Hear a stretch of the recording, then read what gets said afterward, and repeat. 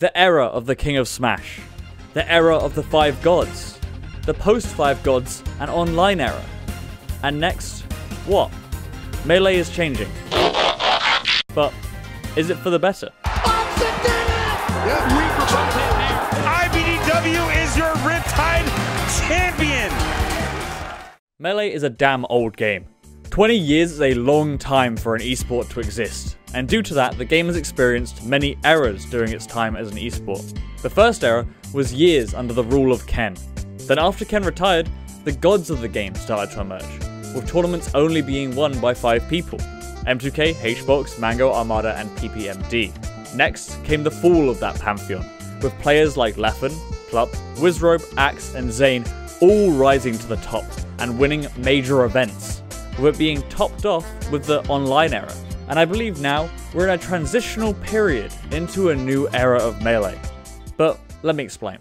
When I think of what defines an era, it's always the top players. So who defined the previous era? Well, immediately one name springs to mind. The big dog, Zain Nagami himself. The rise of Zain has been nothing short of incredible. His play online showing near armada levels of expected dominance, only being stopped really by Mango. That's another player. Mango, the GOAT of the game, has been a top player for as long as I have been playing, and even longer than that. hbox, even through the fall of the gods, was ever consistent, only stumbling really online. Axe, Plup, and Leffen, who all took part in the toppling of the gods, all became tournament-winning threats.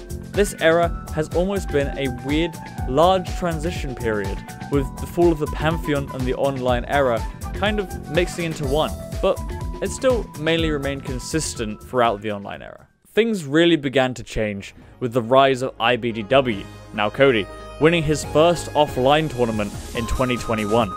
He shifted the whole dynamic of the top level of players, being a massive roadblock to hbox, but still struggling against Zain and Mango. That was just the start though, as we would soon see a shift really start in 2022 with jmook's shocking rise at Genesis, and Armsa joining the list of top players who could threaten to win a tournament consistently, and shifting the dynamic once again with his strong ability to win out over Zain and Mango, thus resulting in the tightest battle for number 1 we've ever seen in Melee throughout 2022. And now in 2023, we are seeing the complete shift into a new era, with Mango showing the least amount of interest in competing we've seen in years, hbox having a vested interest in Ultimate, and obviously the completion of the rise of jmook, with him taking a win at the first 2 tournaments this year and looking like he might just be the best player right now. But who knows, it's all still very uncertain where this could end up. I mean, Armsa has underperformed at the past 2 events.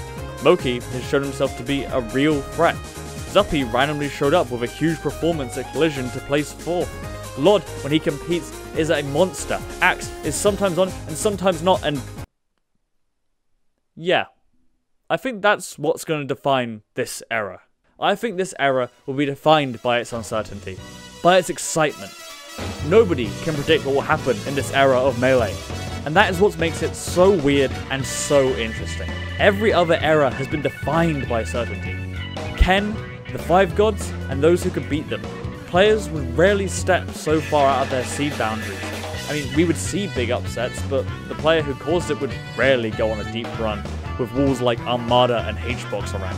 But now, in this new climate of Melee, we have a world where anyone can grind hours and hours from the comfort of their own home thanks to a certain green frog. With it being 3 years since its release, we are finally just seeing how much Slippi has impacted the top levels of competitive Melee.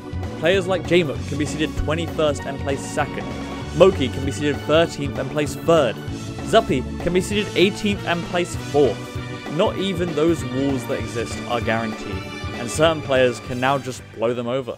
I would liken the era we're entering to something more akin to Ultimate's climate, where you often see large upsets and players making deep runs into bracket.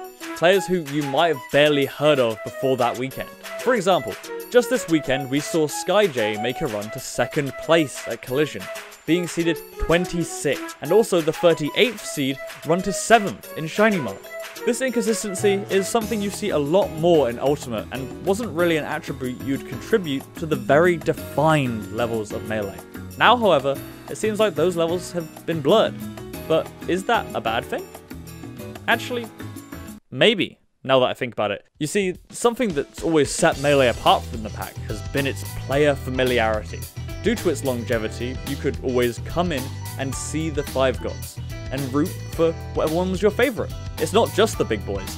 The top 8 staples are just as unfamiliar to many nowadays. Staples like S2J and SFAT don't compete as much. Axe has been struggling a lot post-COVID, and Plup enters an event once every 6 months. All these players would make it easy for anyone who doesn't religiously follow Melee to hop into any top 8 stream and be invested. It's why streams genuinely lost viewers in the past when Mango was knocked out. Personally, I also won't watch an Ultimate top 8 without one of my favourite players, or at least someone I recognise. So what can we do to solve this issue? Is there a narrative to be had? Well, obviously, the fight for number 1, if it keeps up, is going to be a great narrative. The most competitive Melee has been in years, and the 5 or more people who could claim that title will become this generation's gods. Or one player could rise above the rest and define this generation in a different way. But it's gonna be a strange transition period for the casual viewer. We need a way to make these people feel familiar to them. But who could do that? Oh yeah, I guess people like me. The content creators of the scene have more power than ever to craft narratives. Videos like Flame's Never Ever Melee spin-offs are great for bringing attention to players like Armsa and jmook. Action's esports player docs as well are incredible, and I think as long as we have people like this in our scene making such good stuff, as well as the commentators of the scene crafting those narratives for the viewer live on stream. Also, with the ever-crumbling world of esports, it's becoming even more important to define your own brand if you want to make a living out of Smash. So hopefully these new to the spotlight players will start developing their public personas more as well. This means I don't think we have to worry about the future of narratives. So we can just look at the positives. It has never been a better time to be an avid Melee viewer. Gone are the days of being able to accurately predict your top 8s. Every stage of the tournament could have some upset you just weren't expecting. The level of Melee we are seeing has just been out of this world recently, from every player. It feels like no matter who you're watching, you're going to see some great and exciting play. So honestly, I think this change is for the better. There was a time when people thought Melee would die if Mango retired. But now I think Melee is in such a good place that as long as we still have the real gods who host these incredible tournaments for us to watch, no matter how much Melee changes, I think we'll be okay. Personally, I think the Melee viewer experience at the moment is a solid 10 out of 10 from me. Thank you for watching. If you enjoyed this video, you'll probably also enjoy this overcomplicated look into how good jmook actually is. Or you could click away and never hear my voice again. I guess that's an option too.